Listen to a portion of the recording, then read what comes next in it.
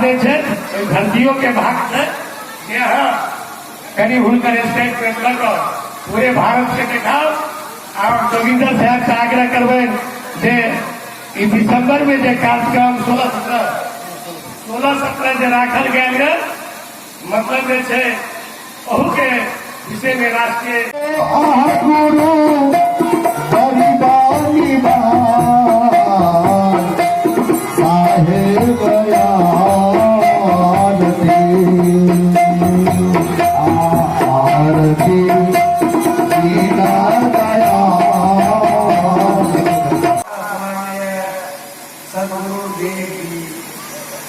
इस खेताही ग्राम में सदगुरु कबीर साहब के ज्ञान को जन जन तक फैलाने का जो आयोजन किए हैं महात्मा परमेश्वर साहब जी, इस मंच पर विराजमान जो बिल्कुल ही विवेक संगत विचार रखते हैं, महात्मा राजेंद्र साहब जी, महात्मा पुनीत साहब जी, महात्मा हितकर साहब जी है कि जो आज सत्संग में हम लोग बैठे हैं, इस सत्संग का जनक कौन है?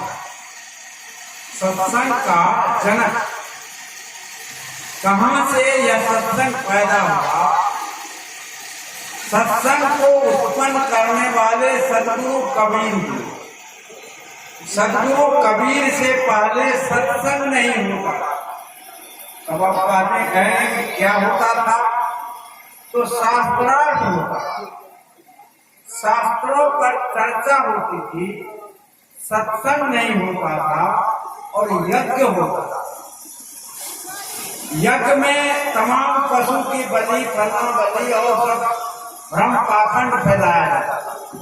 जब सदगुरु कबीर साहब ने इस समाज को देखा तो कबीर साहब ने देखा कि ये समाज को भ्रम में, पाखंड में और अंधविश्वास में बचता जा रहा है और ये संत महात्मा अपने अहंकार को पुष्ट करने के लिए जगह जगह शास्त्रार्थ कर रहे हैं।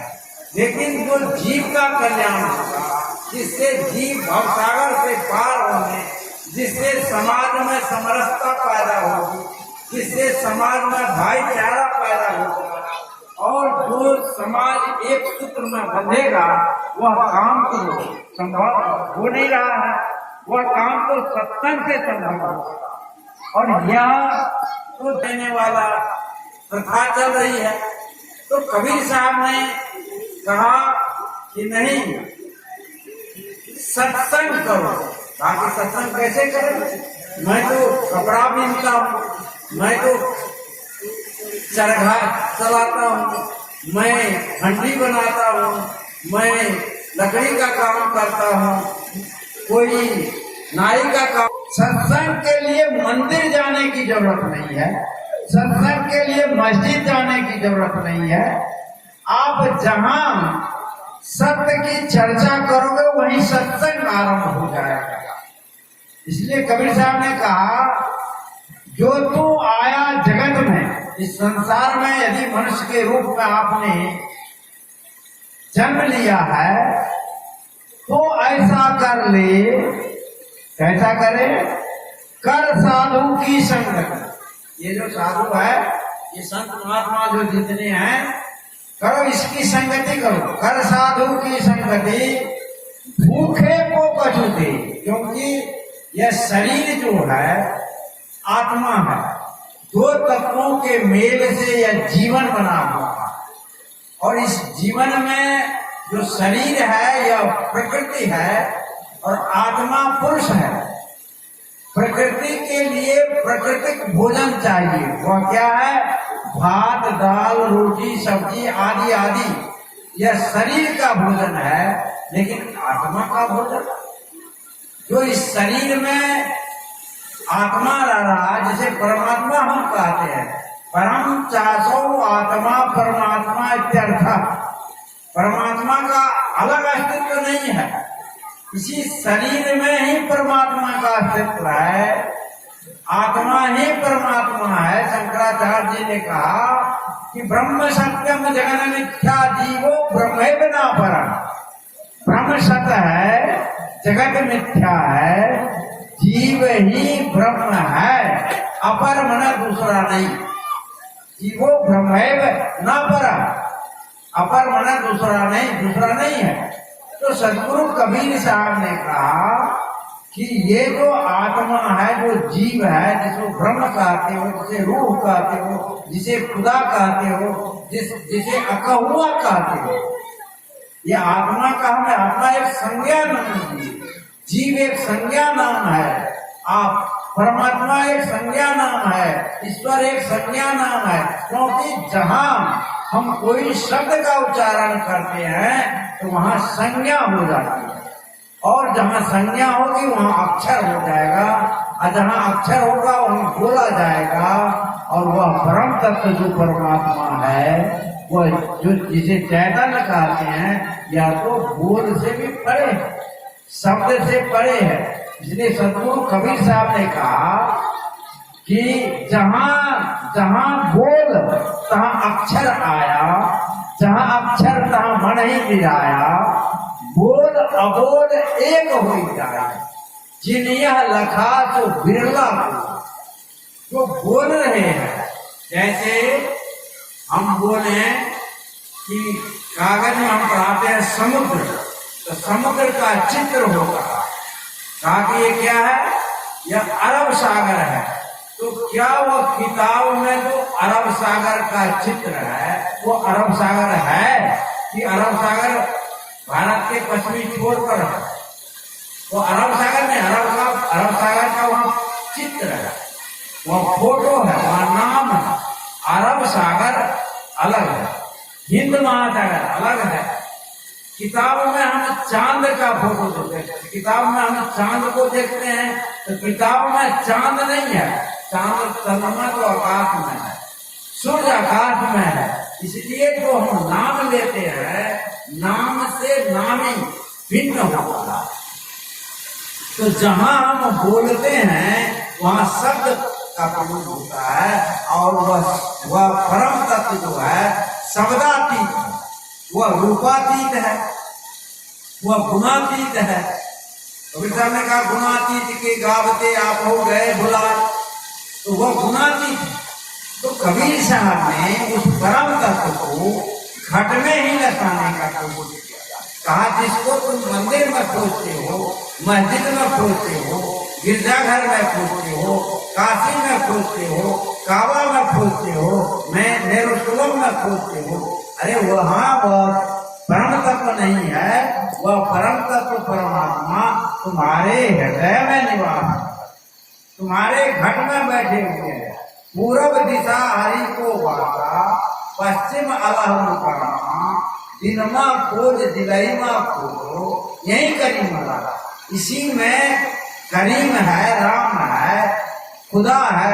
यदि आप कहते हो जर्रे जर्रे में खुदा है, यदि आप कहते हो सभी जगह भगवान है, हर एक जगह परमात्मा है, हम में खम में तुम खड़े खम में, तो क्या ये आप में परमात्मा नहीं है क्या? तो तुम जो वहां समुद्र पहुंच रहे हो, तुम जो वहां दौड़ रहे हो, तो नजदीक में परमात्मा है, उसकी पूजा क्यों न करे? तो जो परम तत्व परमात्मा है वह सब में विराजमान है।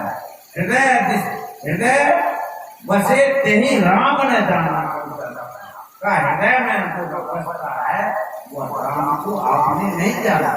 तो सदगुरु कबीर साहब ने बाहर के मंदिर मस्जिद गिरजाघर की दौड़ को पूरा करके कहा तुम अपने ही घट में प्रभु है, और उसी प्रभु को तुम पहचान करो। तो तुम अपने घट में जो प्रभु है उसको पहचानोगे कैसे?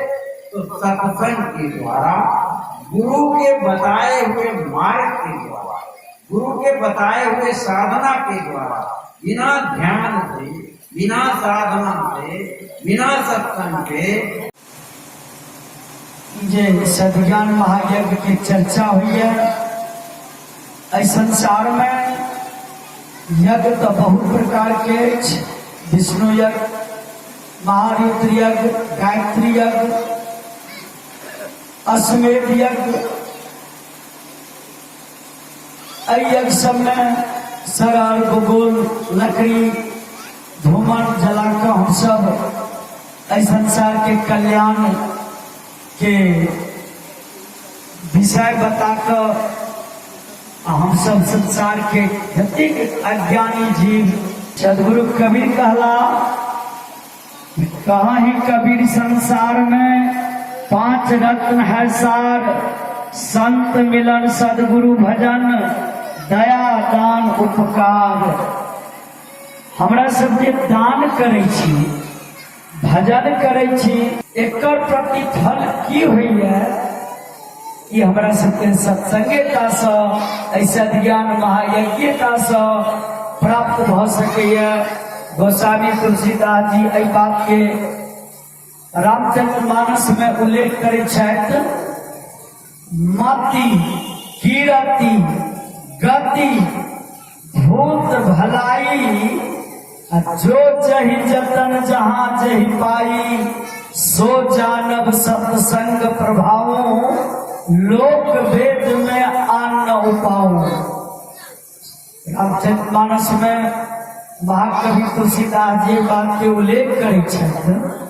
मति माने बुद्धि, कीरति माने जस, मति कीरति गति, गति माने मोक्ष,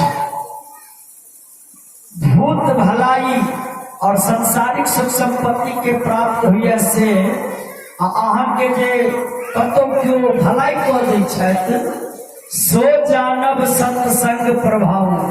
कहै छथि सत्संगक प्रभाव अछि जन्म जन्मांतर के, लोक वेद में आन न उपाओ।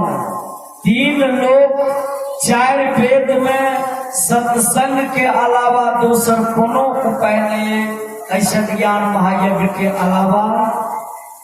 और ऐसा ज्ञान खासकर सदगुरु कबीर विचार मंच पर मंच से कोनो भगवान के कथा कीर्तन के चर्चा कर सत्संग मानव कबीर के दर्शन में नहीं। मंच के लाचारी अछि, अनाचार कदाचार भ्रष्टाचार। और सदगुरु कबीर गांवों में एक संदेश हमरा सब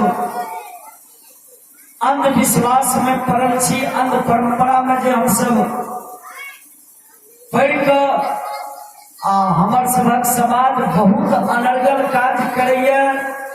ऐसा ज्ञान महायज्ञ के द्वारा ई संदेश देल जाइए, जीव मत मारो बापुरा, सबका एक ही प्राण, हत्या कभी न छूटी है, प्रोटीन सुनो पुराण, जीव घात न कीजिए बहुरी लेत वे कान, तीरथ गए न बाँचियो क्रोध हीरा दहुदान। और जय आहार के लेला से हमरा सबके बौद्धिक क्षमता समाप्त भ जाइए। जे तारी दारू मीन मांस धर्म के स्वांत धरे छी, पूजा पाठ करे छी, लेकिन हमरा सबहक आहार और व्यवहार अछि बड़ नीच अछि। और इस सत्संग के माध्यम से जीव के उद्धार के लिए सदगुरु कबीर मंच के गाँवों में जाकर अनाचार कदाचार भ्रष्टाचार के खिलाफ वो चर्चा इस सत्संग के माध्यम से हो रही है। हम सब और सत्संग के जो महत्व है हमरा सबके कतौ छुपल नहीं है। गोस्वामी जी एक बात के उल्लेख केला रामायण में दोसर भाव में, सत्संग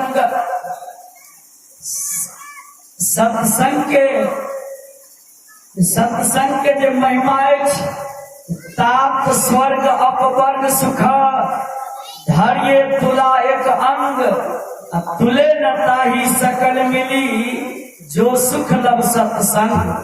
कहे हे ता 7 स्वर्ग में जे नैसर्गिक सुख के सामग्री छे तराजू के एकटा पलड़ा पर रख दी आ अपवर्ग 4टा छै, सायुग, सामित, सालोक और सारूप, जकरा मोक्ष के स्थान बतायल जाइए सनातन धर्म कहवाला।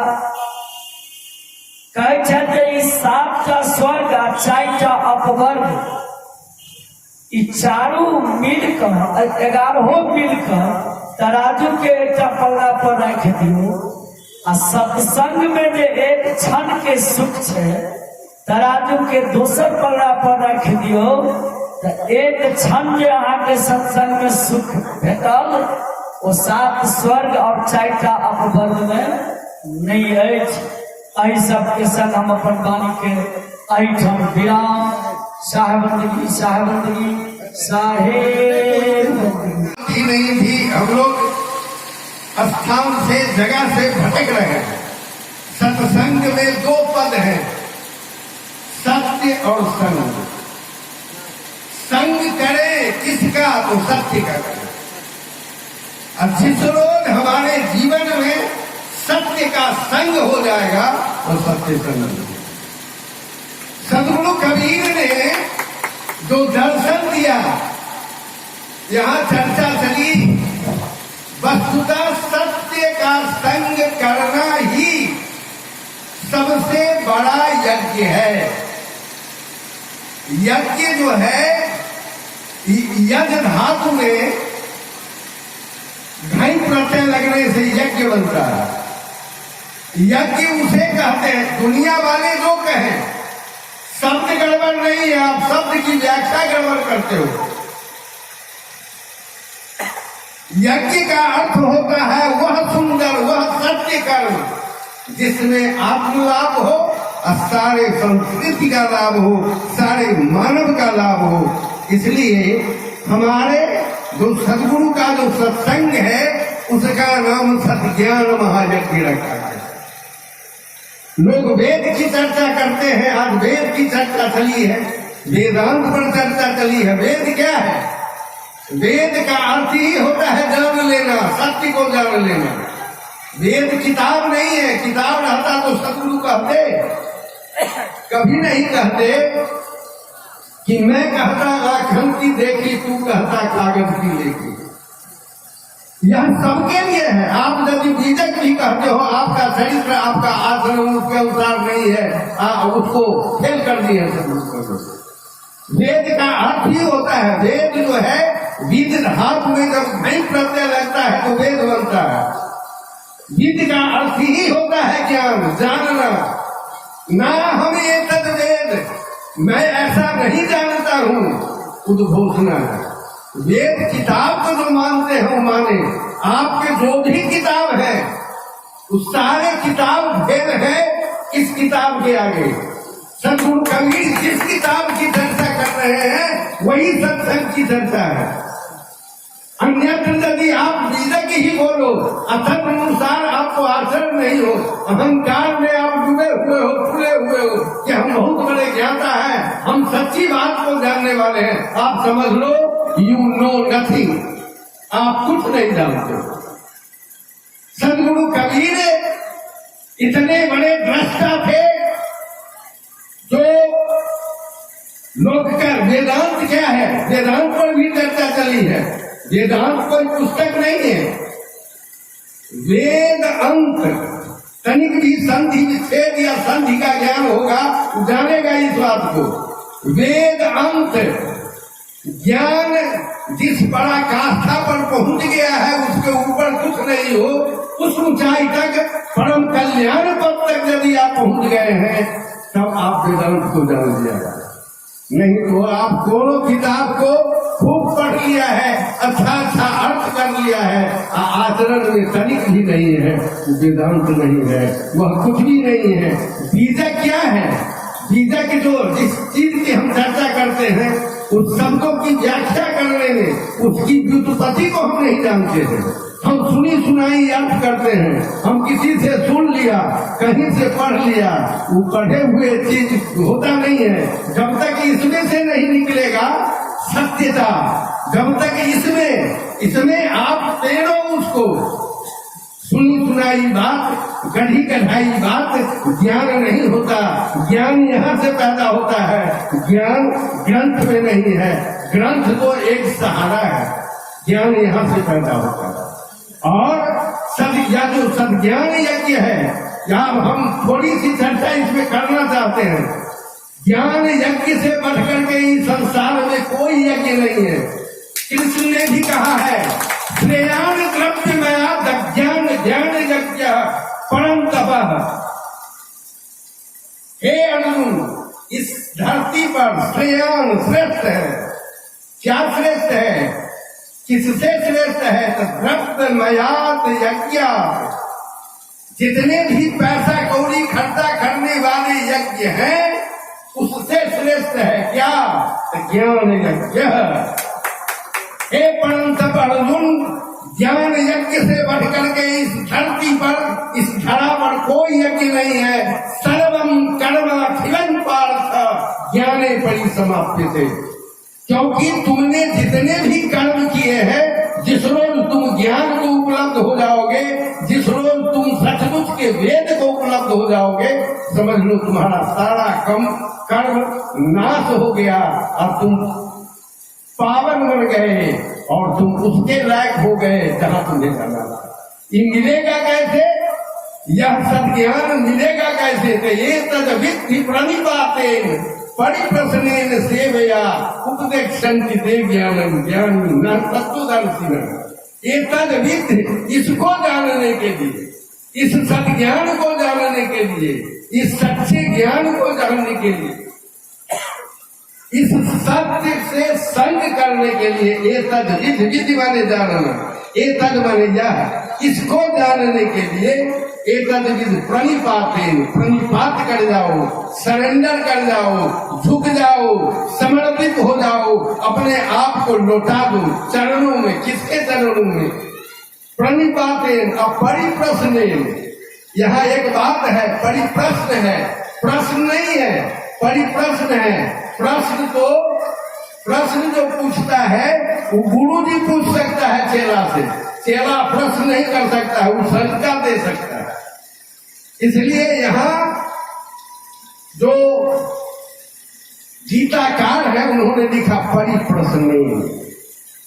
परिप्रश्न माने शंका का उपस्थापन करो। हम यदि किसी ट्रेन के इंतजार में किसी स्टेशन पर, किसी जंक्शन पर बैठे हो और हमको पता नहीं हो कि जहां हमको जाना है वह गाड़ी किस प्लेटफॉर्म पर कितने बजे आएगी, तो हम जाकर के पूछताछ घर में पूछने जाते हैं। वहां ही नहीं कहते हैं कि हमको तुम बता दो, कहते हैं साहब हम इंतजार में हैं, किस प्लेटफॉर्म पर बता दीजिए, कै बजे गाड़ी आएगी, कहाँ रेट है, कै बजे तक पहुंच जाएगी। हम पूछने जाते हैं। कहने वाला है वह सदगुरु है, कहता है कि एक तद्विधि प्रणिपात कर जाओ, सरेंडर कर जाओ। ऐसे नहीं होगा, लाठी मारने से प्रश्न का उत्तर नहीं मिलेगा। गुरु जी के नजदीक सेवया, चरण दबाते रहो। आप देखते होइएगा पुराने जमाने में जिनको ज्ञान लेना होता था गुरु जी की सेवा करते थे, वैसे भी नहीं, सेवया उपदेक्षन्ति ते ज्ञानम। और वे उपदेश देंगे, ज्ञान देंगे। क्या देंगे? ज्ञान क्या देंगे? ज्ञान कैसा व्यक्तित्व देगा वह ज्ञान? तत्वदर्शी। तत्वदर्शी जो गुरु होंगे वही दे सकते हैं। जिस कोठी में भूसा भरा होगा उसमें से बासमती चावल नहीं निकलेगा। बासमती चावल खोजने के लिए उस कोठी को खोजना पड़ेगा जिसमें बासमती हो। जो अपने भूसा को बासमती समझ रहे हैं वो पागल बन रहे। मैं यही समझता हूँ, आपके पास बासमती नहीं है, आप भूसा खोजते हुए आपको बुझा रहा है कि हम बासमती पढ़ रहे हैं। बोलिए, जोर से बोलिए आप लोग सदगुरु कबीर साहब की जय। तो उनकी कृपा से हमको मिलती है। हम जो जय करते हैं, आज जो आदर पाएंगे, आज जो कुछ भी पाएंगे उनकी कृपा से। इसलिए उनका जय, उनको हम दोहराते हैं। हमें एक बार जोर से हाथ उठाकर बंदगी का निवेदित करें। बोलिए सदगुरु कबीर साहब को जय।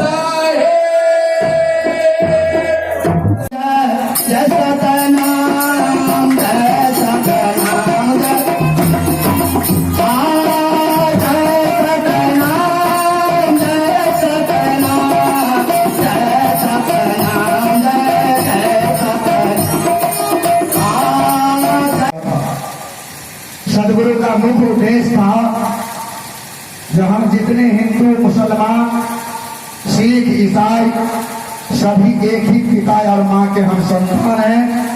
न कोई यहाँ ब्राह्मण है, न यहाँ कोई शूद्र है, न यहाँ कोई वैश्य है, न यहाँ कोई क्षत्रिय है। उनका एक ही मुख्य उद्देश्य था कि हम सारे पृथ्वी का जितना भी मानव है हम मानव का संतान है, न हिंदू है न मुसलमान है। इसी पर उन्होंने एक साथी कहा जो एक त्वचा हार मलमूत्रा एक रुधि एक बुधा एक बुंद से सृष्टि रची है, वो ब्राह्मण को शूद्रा। मेरे मान्य एवं केथाई ग्राम के ग्रामवासी, गीता में शंकराचार्य जी ने कहा वदंतु शास्त्राणि यजंतु देवानाम कुर्वन्ति कर्मणि भजन्तु देवता आत्मबोधे विना विमुक्तेन नरसिद्ध्यते ब्रह्म शतांतरे अपि। कहने का तात्पर्य था तो मैंने 2 रुपया का चादर जब कबीर साहब हाट पर बेचने के लिए गए, वह 2 रुपया का चादर जब 2 रुपया कहते थे तो 2 रुपया नहीं मिलता, क्योंकि कलयुग था। हमें 2 रुपया में दे दीजिए, 1.5 रुपया में दे दीजिए, लेकिन सदगुरु कबीर का उस चादर पर 2 रुपया का लागत। और वही चादर का जब घूर कर आए, एक व्यापारी ने रास्ते में गिर लिया और वह चादर उसी चादर को दूसरे दिन हटिया पर जा करके 3.5 रुपया में बेच लिया। आज इसी 3.5 रुपया बेचने का काम हम महात्मा लोग करते हैं। कारण क्या है? हम बीजक बोलते हैं, ग्रंथ बोलते हैं और उजरा कपड़ा पहन लेते हैं, लेकिन जब हम पद प्रतिष्ठा मिल जाता है या हम किसी पद प्रतिष्ठा पर रहते हैं तो अपना ध्यान नहीं बचा पाते हैं, शिष्य पर ध्यान नहीं बचा पाते हैं। हम सारे लोग वैमनस्यता में लग जाते हैं, कमीशन लेने में लग जाते हैं, घूस लेने में लग जाते हैं। अगर 1 रुपया गुरु होकर के घूस लेते हैं या कमीशन ले लेते हैं, इनके खाना पर, इनके विचार पर, इनके रहने पर, इनके कहने पर पड़ता है। और जहाँ जिस जगह ब्लॉक में, राज्य में, जिला में या सचिवालय में जो भी काम करते होंगे उस पद पर प्रतिष्ठित या चेहरा लेकर के, पगड़ी लेकर के अगर करते हैं तो अपने आप को, चेहरा को धूलिन और घृणित करते हैं। क्योंकि यह पानी, यह चादर मिला सदगुरु कबीर ने दिया, कहा ये चादर संसार में जब आए हो तो निष्ठा भान करके रहो। हमारे जजवार है जो, उन्होंने बहुत विनम्रता पूर्वक संस्कृत के श्लोक से समझाए हैं। जो ये संसार में आए हैं तो ये संसार की बात को छोड़ करके सदगुरु कबीर की बातों में चले और सदगुरु जो कहा वैसा कीजिए। लेकिन हम सारे लोग वैमानिकता में लग गए।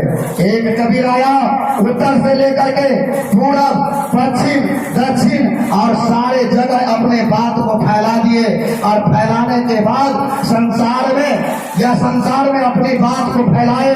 और एक कबीर जगह जगह पूरे दुनिया, रूस, जापान, चीन, अमेरिका, भारत में अपनी बात को रख दिए। आज हर गांव में कबीर हो गए हैं। हमारे हर गांव में देखा वह कबीर का पुत्र नहीं है। सदगुरु कबीर ने बाह्य आडंबर को दूर करने के लिए उन्होंने सारे बातों को, पाखंड को दूर किया। उन्होंने कहा संसार में जब आए हो तो सारा मानव तुम एक भाई हो और एक ही संतान के तुम पुत्र हो, फिर इस बात को क्या जाने।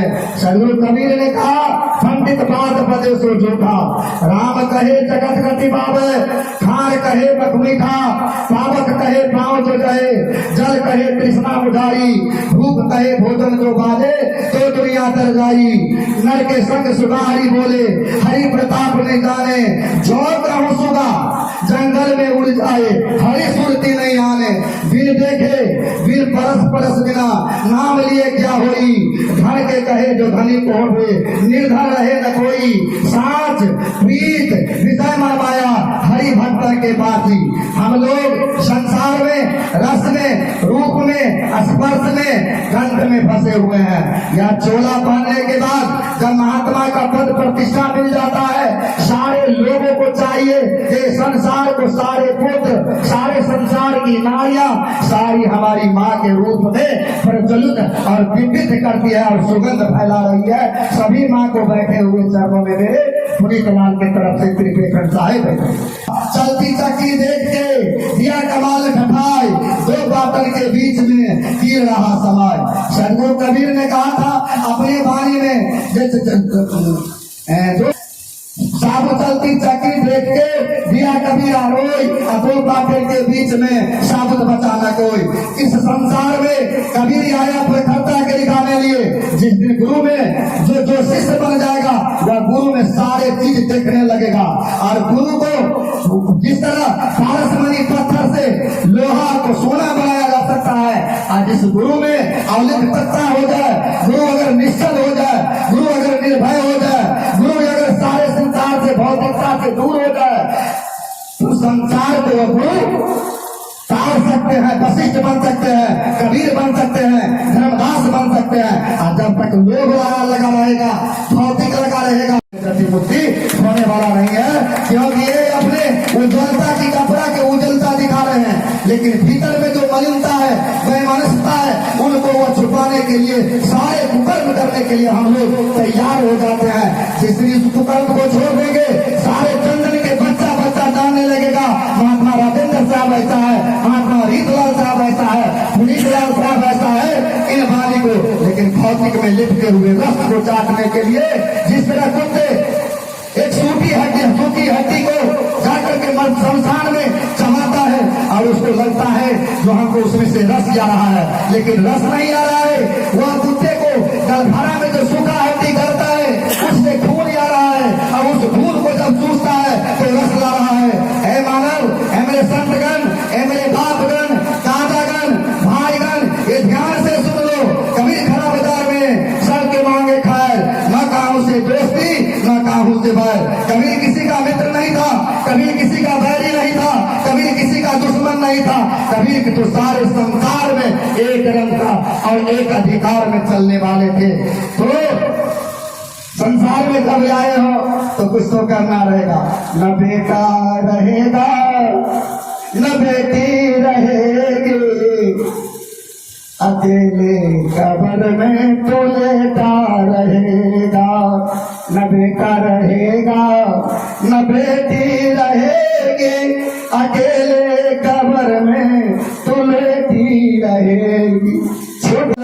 कि एक गज का फन में तू लपेटा रहेगा। है मेरे मानव, उस दिन को याद कर ले कि संसार में अगर पद मिला है, प्रतिष्ठा मिला है, तो गरीब के उपकार कर और सच्ची कमाई से अपने बाल बच्चा को पदार्थ बनकर तेरा उज्ज्वलता चरण चुनेगा और सारे लोग कहेगा कि संसार में राजेंद्र साहब महात्मा हो गए, पुनीत लाल साहब महात्मा हो गए।